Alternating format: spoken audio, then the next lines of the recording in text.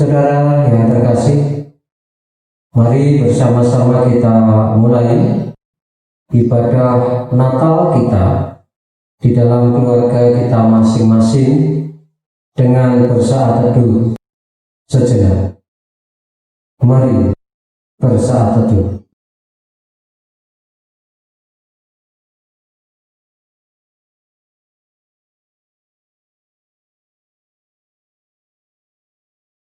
Saudaraku, mari kita bangkit berdiri, kita bersama-sama menaikkan kidung jemaat 109 bait 1 dan 2. Hai mari berhimpun.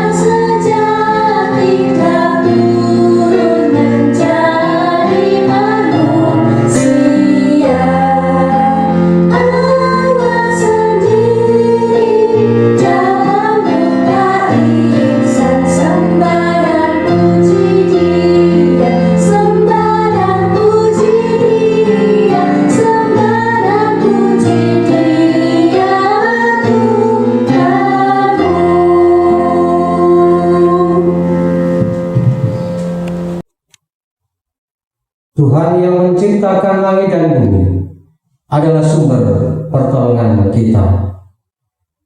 Kasih karunia dan damai sejahtera dari Allah Bapa kita dan Tuhan Yesus Kristus ada pada saudara sekalian. Amin. Dipersilakan duduk kembali. Saudaraku, mari kita menerima sapaan Tuhan di dalam firman-Nya yang terambil dalam Mazmur 98 ayat 1 dan sampai 9, ayat 1 sampai 9 yang demikian. Nyanyikanlah nyanyian baru bagi Tuhan, sebab Ia telah melakukan perbuatan-perbuatan yang ajaib. Keselamatan telah dikerjakan kepadanya oleh tangan kanannya, oleh lengannya yang kudus. Tuhan telah memperkenalkan keselamatan yang daripadanya, telah menyatakan keadilannya di depan mata bangsa-bangsa. Ia mengingat kasih setia dan kesetiaannya terhadap kaum Israel. Segala ujung bumi telah melihat keselamatan yang daripada Allah kita. Bersorak-soraklah bagi Tuhan, hai seluruh bumi. Bergembiralah, bersorak-sorailah dan bermasmurlah. Bermasmurlah bagi Tuhan dengan kecapi dan lagu yang nyaring, dengan nafiri dan sangkakala yang nyaring. Bersorak-soraklah di hadapan Raja, yakni Tuhan. Biarlah gemuruh laut serta isinya, dunia serta yang diam di dalamnya. Biarlah sungai-sungai bertepuk tangan, dan gunung-gunung bersorak-sorai bersama-sama di hadapan Tuhan, sebab Ia datang untuk menghakimi bumi. Ia akan menghakimi dunia dengan keadilan dan bangsa-bangsa dengan kebenaran. Saudaraku, mari kita senantiasa bersukacita, bersorak-sorai bagi Tuhan, oleh karena Tuhan telah memberikan keselamatannya atas kita. Dan mari sorak-sorai kita kita nyatakan dalam Kidung Jemaat 97 bait 1 dan 2. Hai malaikat dari surga.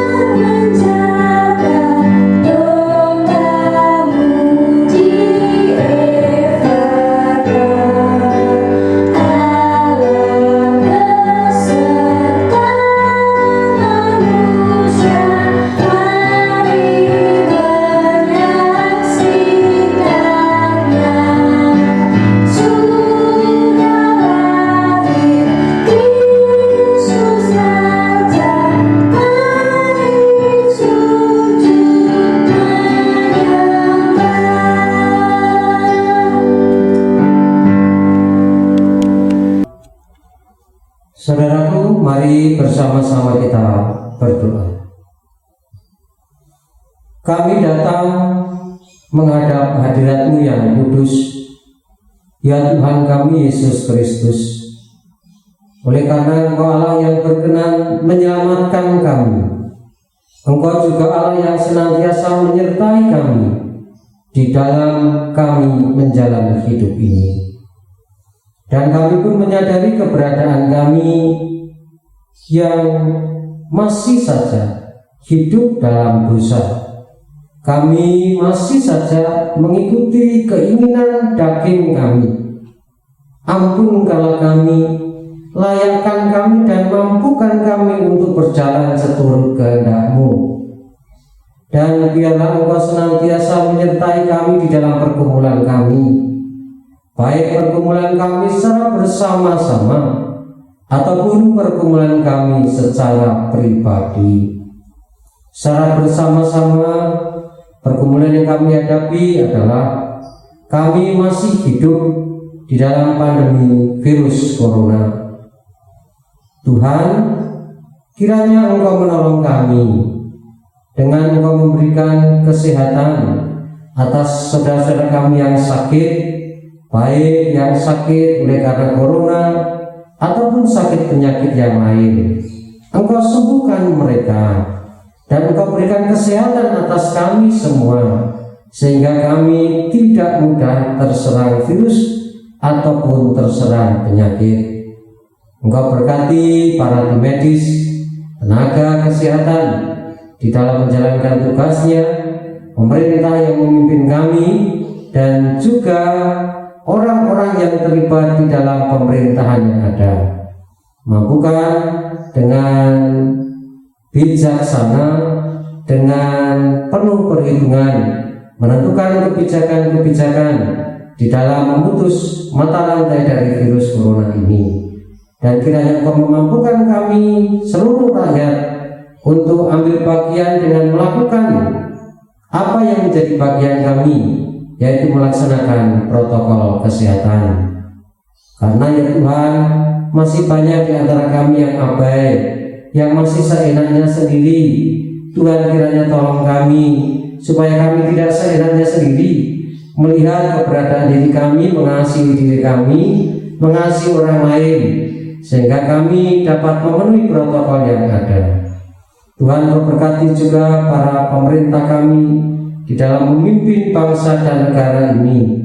Engkau naungi dengan kasih-Mu, Engkau memberikan kemampuan dan kebijaksanaan di dalam memimpin, supaya dapat memimpin dengan baik dan juga mengambil kebijakan-kebijakan yang minim dari resiko yang ada. Tuhan, kami juga menyerahkan kehidupan gereja Tuhan, di mana gereja Tuhan masih ada yang harus beribadah secara mandiri di rumah. Mampukan mereka beribadah dengan sungguh. Jemaat-jemaat Tuhan tetap beriman, bahkan iman mereka semakin bertumbuh meskipun harus beribadah secara mandiri di rumah masing-masing, di dalam keluarga masing-masing. Ya Tuhan kami Yesus Kristus, kiranya Engkau juga memampukan kami sebagai jemaat Tuhan, orang-orang percaya yang akan bersama-sama atau yang saat ini bersuka cita di dalam Natal, menghayati, merayakan hari kelahiran-Mu. Meskipun kami tidak dapat merayakan secara bersama-sama, dan kami hanya dapat merayakan di tengah-tengah keluarga kami, mampukan kami dapat menghayati perayaan kami, sehingga kami betul-betul dapat merasakan dan meyakini bahwa Engkau Allah yang betul-betul lahir dan Allah yang hadir di dalam kehidupan kami. Kami juga menyerahkan anak-anak kami yang sekolah. Engkau mampukan anak-anak kami melaksanakan tugas dan tanggung jawabnya dengan baik, meskipun harus mengikuti pembelajaran secara daring. Engkau berkati juga para guru supaya dengan kreatif dapat mengajar walaupun tidak secara tatap muka. Engkau berkati kami sebagai orang tua untuk terus-menerus dapat membangun rumah tangga yang baik, untuk dapat bersama-sama mendidik anak-anak kami yang baik. Saudara kami yang lemah, saudara kami yang lemah karena fisiknya yang sudah lanjut usia, Tuhan berkati dengan kesehatan dan kekuatan sukacita-Mu. Engkau yang akan juga memberkati menolong kami yang lemah oleh karena berbagai macam persoalan kami yang kami hadapi di dalam pergumulan kami. Engkau yang akan memberikan kekuatan dan memberikan jalan keluar atas kami. Ya Tuhan kami Yesus Kristus, saat ini kami akan mendengarkan firman-Mu. Tuhan, mampukan kami mendengar dengan baik dan melakukan firman-Mu. Di dalam Yesus Kristus kami berdoa. Amin. Saudaraku, mari bersama-sama kita mendengarkan firman Tuhan yang terambil dari Injil Yohanes 1 ayat 1 sampai dengan 14 yang demikian. Pada mulanya adalah firman. Firman itu bersama-sama dengan Allah, dan firman itu adalah Allah. Ia pada mulanya bersama-sama dengan Allah. Segala sesuatu dijadikan oleh Dia, dan tanpa Dia tidak ada suatu pun yang telah jadi dari segala yang telah dijadikan. Dalam Dia ada hidup, dan hidup itu adalah terang manusia. Terang itu bercahaya di dalam kegelapan, dan kegelapan itu tidak menguasainya. Datanglah seorang yang diutus Allah, namanya Yohanes. Ia datang sebagai saksi untuk memberi kesaksian tentang terang itu, supaya oleh Dia semua orang menjadi percaya. Ia bukan terang itu, tetapi Ia harus memberi kesaksian tentang terang itu. Terang yang sesungguhnya, yang menerangi setiap orang, sedang datang ke dalam dunia. Ia telah ada di dalam dunia, dan dunia dijadikan olehnya, tetapi dunia tidak mengenalnya. Ia datang kepada milik kepunyaannya, tetapi orang-orang kepunyaannya itu tidak menerimanya. Tetapi semua orang yang menerimanya diberinya kuasa supaya menjadi anak-anak Allah, yaitu mereka yang percaya dalam namanya. Orang-orang yang diperanakan bukan dari darah atau dari daging, bukan pula secara jasmani oleh keinginan seorang laki-laki, melainkan dari Allah. Firman itu telah menjadi manusia dan diam di antara kita, dan kita telah melihat kemuliaannya, yaitu kemuliaan yang diberikan kepadanya sebagai anak tunggal Bapa, penuh kasih karunia dan kebenaran. Demikian sabda firman Tuhan yang akan kita pergumulkan secara bersama-sama.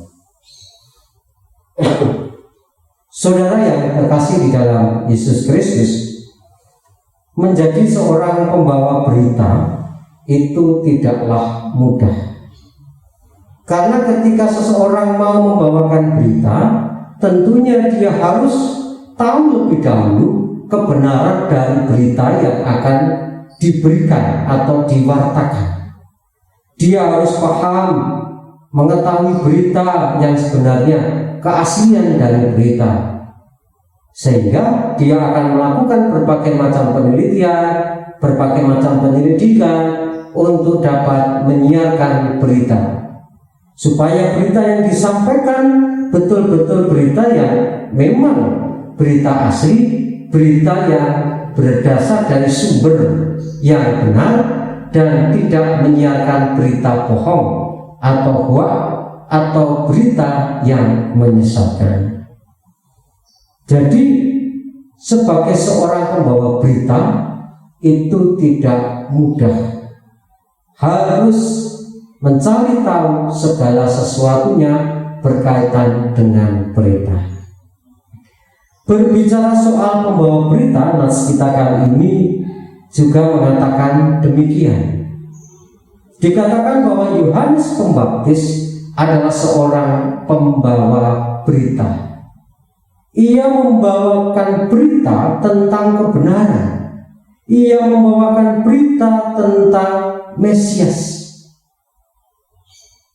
Dan ini bukanlah sesuatu yang main-main, karena dia harus membawakan berita di mana berita ini adalah jawaban dari harapan orang-orang pada waktu itu berkaitan dengan Mesias. Dan nas kita dalam bacaan kita didukung dengan bacaan-bacaan Injil yang lain mengatakan bahwa memang Yohanes Pembaptis tidak gegabah, tidak sembarangan memberikan berita, dan dia tahu betul apa yang diberitakan, tahu betul siapa itu Mesias.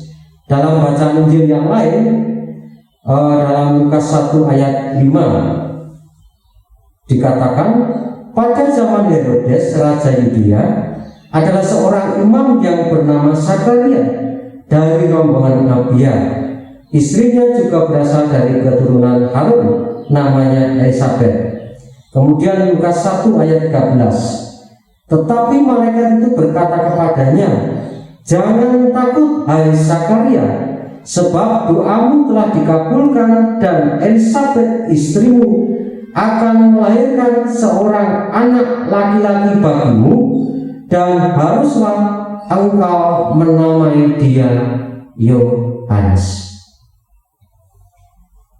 Jadi melalui Lukas 1 ayat 5 dan 13 kita tahu siapa Yohanes itu.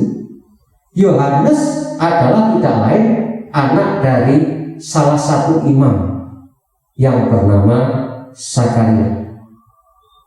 Sebagai anak seorang imam, tentunya Yohanes Pembaptis menerima berbagai macam didikan soal hukum Taurat, soal firman Tuhan, soal janji Tuhan, dan soal Mesias. Di samping itu kita juga dapat lihat dalam Lukas 1 ayat 36, dan sesungguhnya Elisabet sanakmu itu, ia pun sedang mengandung seorang anak laki-laki pada hari tuanya, dan inilah bulan yang ke-6 bagi dia yang disebut mandul itu.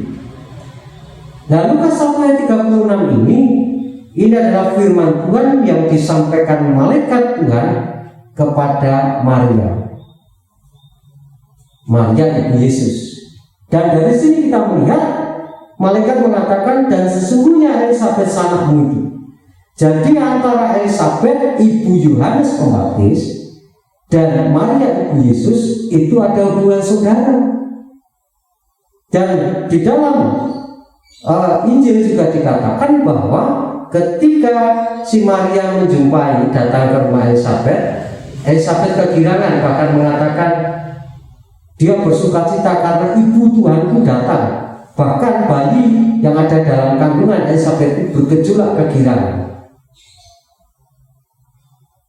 Tidak hanya Yohanes Pembaptis itu menerima pembelajaran soal hukum Taurat, soal firman Tuhan janji Allah, tetapi antara kedua orang tua, baik itu orang tua Yohanes Pembaptis dan Yesus, juga akan menceritakan tentang kasih karunia Tuhan ini kepada Yohanes dan Yesus, sehingga di sini Yohanes paham betul akan janji Tuhan, akan Mesias, dan siapa Mesias itu. Nah, dalam Injil Yohanes 1 ayat 1 sampai 14 memberikan keterangan dan penjelasan kepada kita tentang siapa Mesias itu. Ayat 1 sampai 3. Yang pertama, pada mulanya adalah firman. Firman itu bersama-sama dengan Allah, dan firman itu adalah Allah. Ia pada mulanya bersama-sama dengan Allah. Segala sesuatu dijadikan oleh Dia, dan tanpa Dia tidak ada sesuatu pun yang telah jadi dari segala yang dijadikan. Dari ayat 1 sampai 3 ini Yohanes hendak menerangkan bahwa Allah itu adalah Allah pencipta. Dia menjadikan alam semesta ini dengan firman-Nya, dan manusia diciptakan juga dengan dibentuk dari debutan tanah, kemudian dihembuskan nafas kehidupan ke lubang hidungnya. Dan melalui firman-Nya ini juga Tuhan membimbing manusia, Tuhan mengarahkan manusia, Tuhan menegur manusia. Dan melalui firman-Nya ini juga Tuhan memberikan janji keselamatan, yang janji itu diukir, diulang-ulang oleh para nabi. Kemudian yang kedua, dalam Yohanes 14 mengatakan firman itu telah menjadi manusia dan diam di antara kita, dan kita telah melihat kemuliaannya, yaitu kemuliaan yang diberikan kepadanya sebagai anak tunggal Bapa, penuh kasih karunia dan kebenaran. Melalui ayat yang 14 ini Yohanes hendak menegaskan bahwa Allah Sang Pencipta, di mana Dia Allah yang juga memberikan janji kepada manusia akan menyelamatkan manusia, itu telah menggenapi janjinya. Kemudian yang ketiga, ayat 10 sampai 13 mengatakan Ia telah ada di dalam dunia dan dunia dijadikan olehnya, tetapi dunia tidak mengenalnya. Ia datang kepada milik kepunyaannya, tetapi orang-orang kepunyaannya itu tidak menerima. Dari ayat 10 dan 11 ini kita dapat mengetahui bahwa ketika Allah turun ke dunia, Dia menjadi sama dengan manusia. Dia menjumpai manusia, menjumpai miliknya. Tidak ada seorang pun yang tahu bahwa Dia telah datang di dalam diri Yesus Kristus.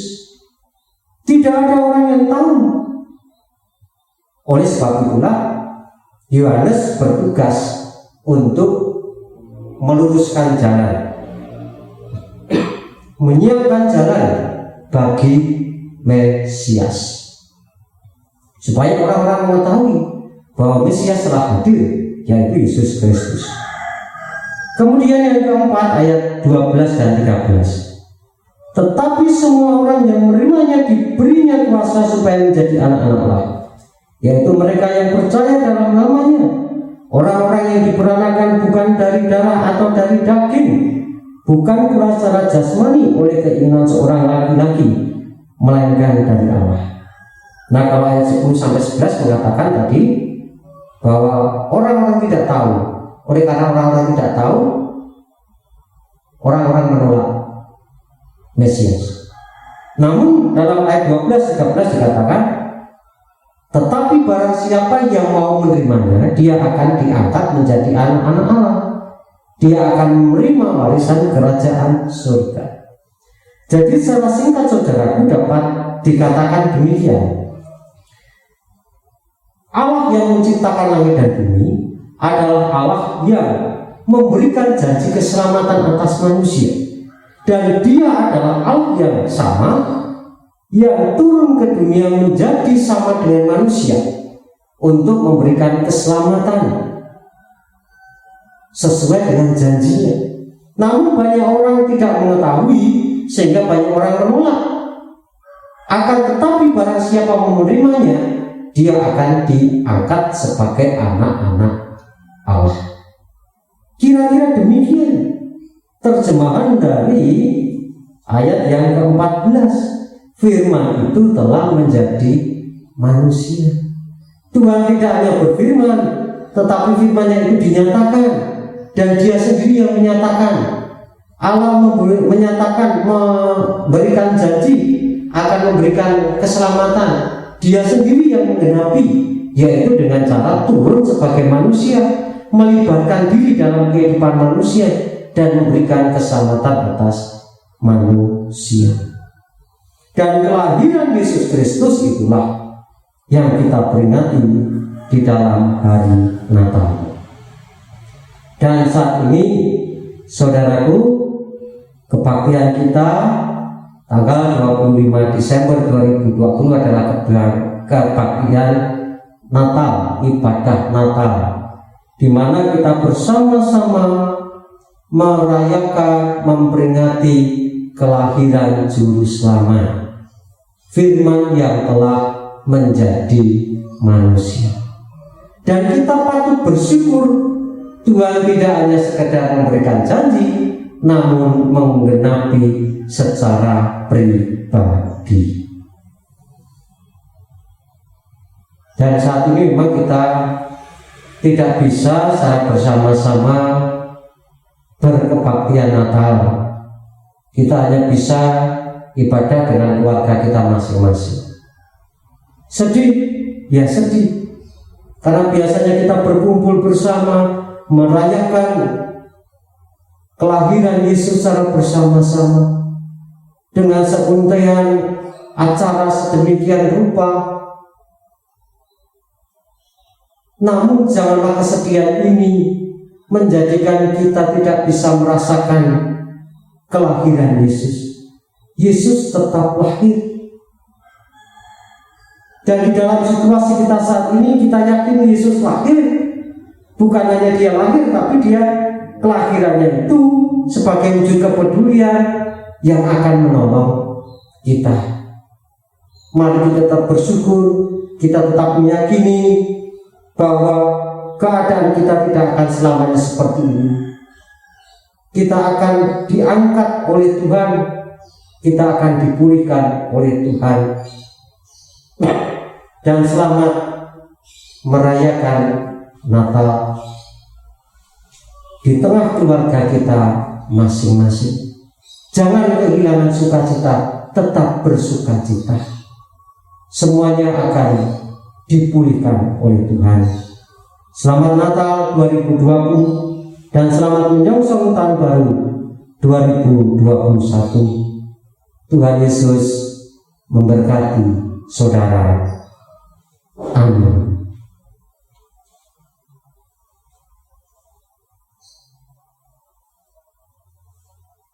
Saudara, mari kita bersama-sama mengaturkan persembahan kepada Tuhan sebagai ungkapan syukur kita oleh karena kelahiran dan oleh karena berkat-Nya yang senantiasa melimpah atas kita.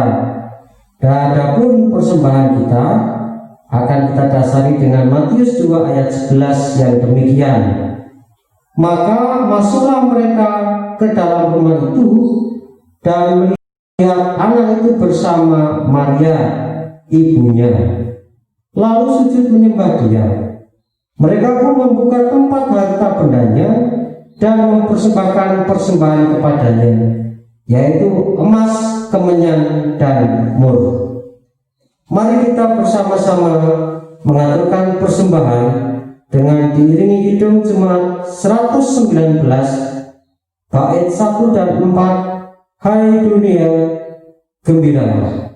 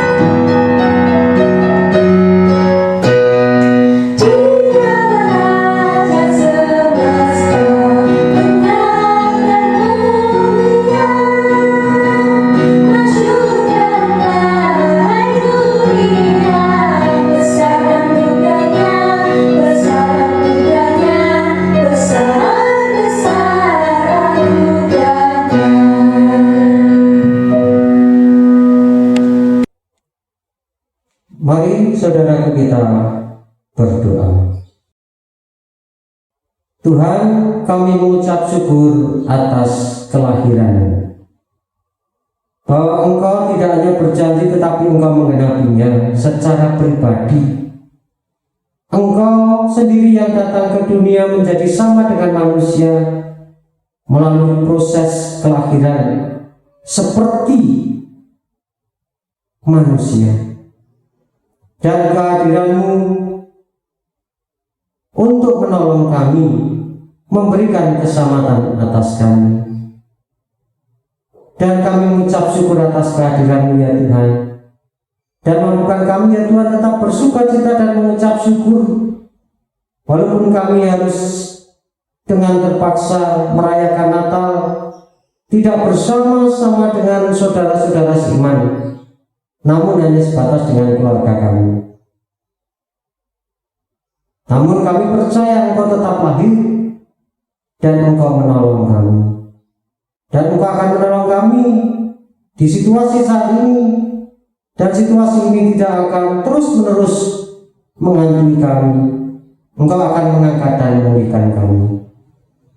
Dan saat ini Tuhan, kami bersyukur kepadamu melalui persembahan. Terimalah persembahan kami dan mampukan kami untuk memberikan yang terbaik untuk kemuliaan nama-Mu. Kami akan melanjutkan aktivitas kami. Kiranya Tuhan bersama kami dan menolong kami. Di dalam kasih Kristus kami berdoa. Amin. Bersama-sama kita bangkit berdiri dan kita mengikrarkan pengakuan iman rasuli kita. Aku percaya kepada Allah, Bapa yang Maha Kuasa, Khalik langit dan bumi, dan kepada Yesus Kristus, anaknya yang tunggal Tuhan kita, yang dikandung daripada Roh Kudus, lahir dari anak darah Maria, yang menderita di bawah pemerintahan Pontius Pilatus, disalibkan, mati dan dikuburkan, turun ke dalam kerajaan maut. Pada hari yang ketiga, bangkit pula dari antara orang mati, naik ke surga, duduk di sebelah kanan Allah, Bapa yang Maha Kuasa, dan akan datang dari sana untuk menghakimi orang yang hidup dan yang mati. Aku percaya kepada Roh Kudus, gereja yang kudus dan am, persekutuan orang kudus, pengampunan dosa, kebangkitan daging, dan hidup yang kekal. Terimalah berkat Tuhan. Kasih karunia Tuhan Yesus Kristus dan kasih Allah dan persekutuan Roh Kudus menyertai saudara sekalian. Amin.